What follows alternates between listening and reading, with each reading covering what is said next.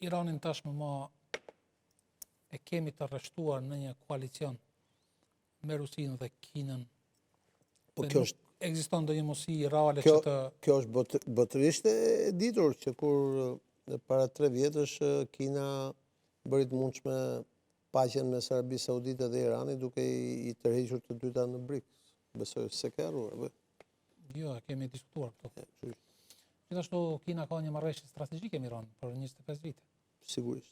Më herët e ka E të- pam edhe në këtë konflikt që Kina asistoi ekonomikisht me ndihmë e tij. Unë lexoj shumë komente, analiza nga lindja e mesme dhe ka një frustrim nga ajo se Kina nuk është, apo edhe Rusia, nuk janë duke i ofruar Iranit të ndihmën e nevojshme për të përballur me sulmet e Shebas.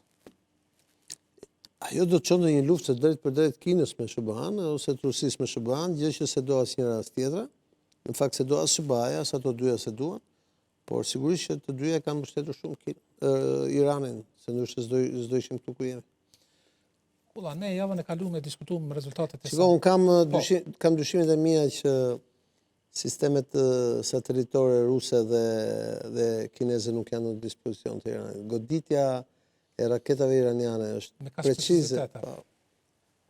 Nuk mund të bëhet sado që Irani është i zhvilluar atje, po pa padur një fuqi hapësinore është gati e pamundur të bësh. Është interesant një intervistë e Netanyahut.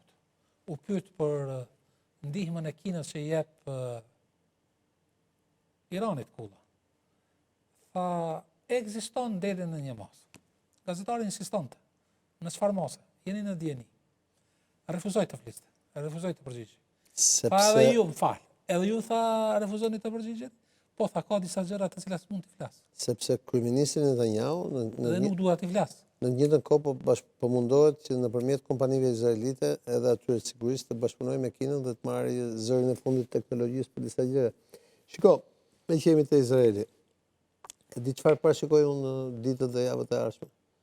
Që Izraeli do bëjë një sulm tjetër si ai që filloi luftën në Iran në stil të gjatë, pra Mossadi ose shërbimet izraelite Amani do mundohet të bëjë një goditje tjetër spektakolare në Iran kundër Iranit, në mënyrë që kjo gjë t'i vlejë Netanyahut për zgjedhje.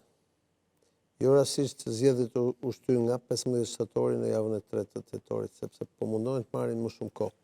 Nëse shkohet kështu siç është, Netanyahu i ka zgjedhjet e humbura, kështu që unë nuk mendoj që do të kemi paqe, nuk mendoj që do të kemi, pra mund të kemi një marrëveshje të vogël sa për të marrë kohë, por mendoj që as SBA-ja edhe as Izraeli nuk e kanë luksin që të deklarojnë se dalin të humbur nga ky konflikt.